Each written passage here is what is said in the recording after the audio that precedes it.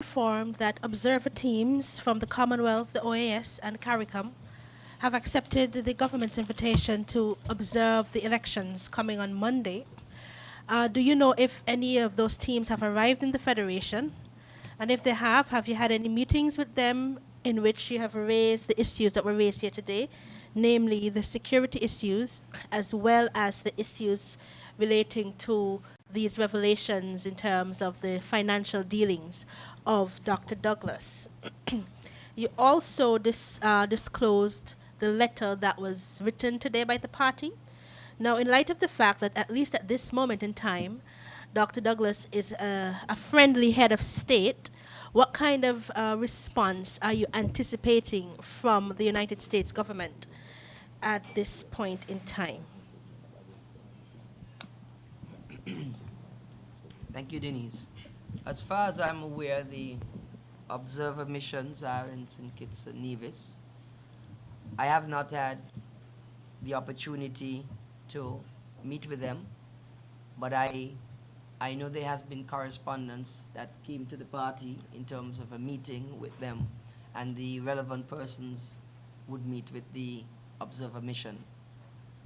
In terms of your second question, the letter to the United States government, we are ensuring that we place on record the matters that we have exposed since a week ago and today have exposed. And we leave it to the United States government and the agencies to deal with the matter. We are only asking them to investigate wrongdoing. We leave it up to the United States government, to mainly the IRS and the FBI, to proceed in terms of doing the investigations. And our duty and responsibility was to ensure that we placed on record the matters that we outlined this afternoon. Thank you very much. You have a follow-up?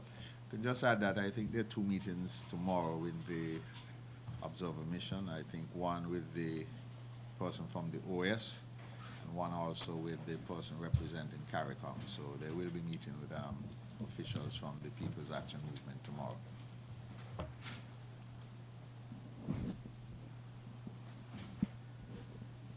Good afternoon, Elke Hewlett, the St. Kitts Nevis Observer. Mr. Grant, we're seeing a lot of checks, a lot of signatures, a lot of amounts, but I'm not seeing, from what I can tell, I'm seeing this K. Alex Woodley signing these checks. I'm not seeing Dr. Douglas's name on the check anywhere except as a recipient, I would think. What irrefutable proof do you have of Dr. Douglas's connection to these accounts, and that the money is actually going to him or coming through him, or he's signing these checks or writing up these checks? Thank you. Well, first of all, if you look at the National Bank check, the check for US $95,000, Dr. Douglas personally wrote that check. That is his handwriting, personally. That's one. Secondly, one has to look at the correlation between Lex Consulting LLC and Dr. Douglas. If you are saying to us that, okay, fine, that Dr. Douglas has no relationship to the millions of dollars passing through LLC, then one then has to look at the Kate Alex Woodley and determine whether or not she is able to have an account working based in the mission for $5,000 a month, millions of dollars passing through the account. That is what we're always saying. We're saying leave the investigators, the arms of the United States government, to do their investigation. And at the end of the day, determine whether or not there is any wrongdoing. It is for the people to decide that.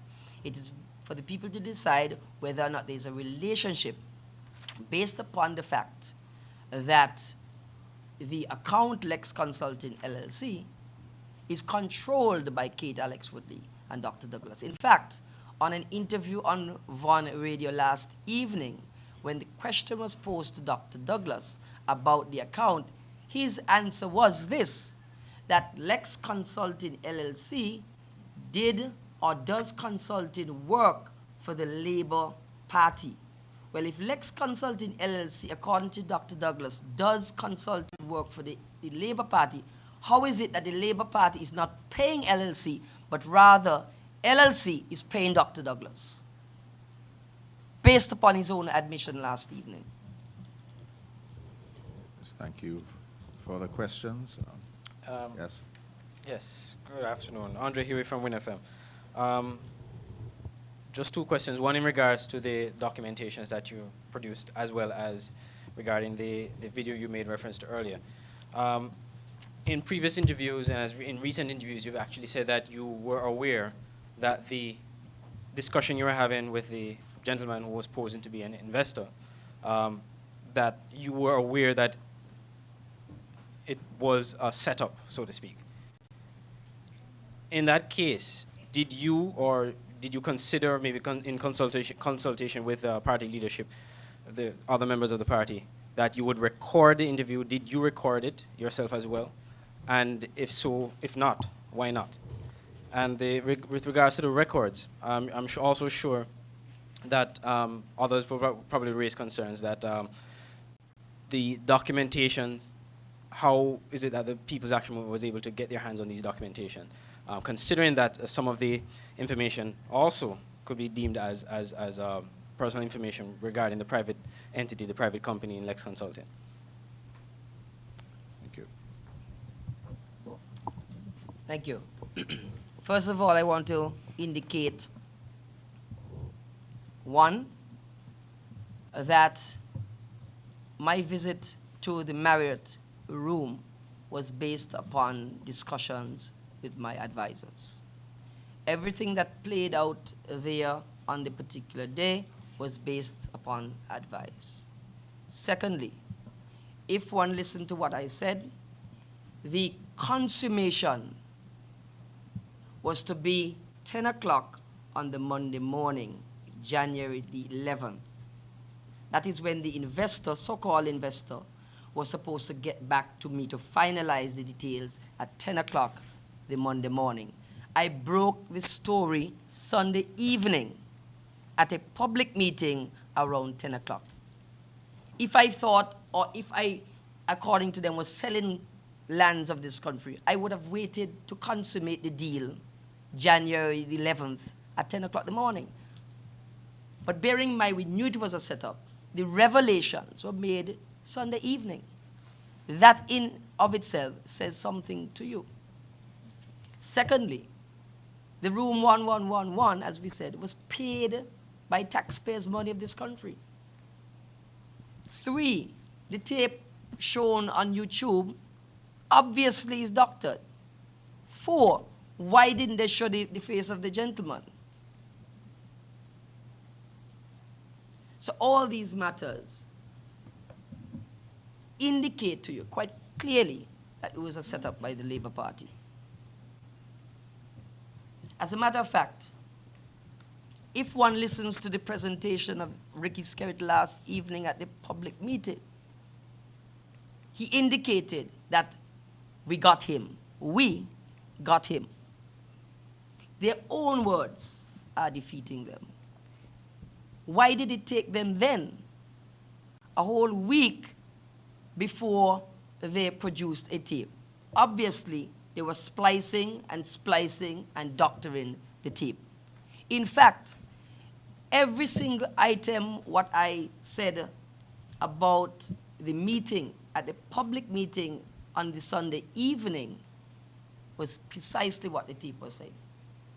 The story on the tape has no difference to what I indicated to the public meeting on Sunday evening, prior to the consummation, so to speak, of the deal on the Monday.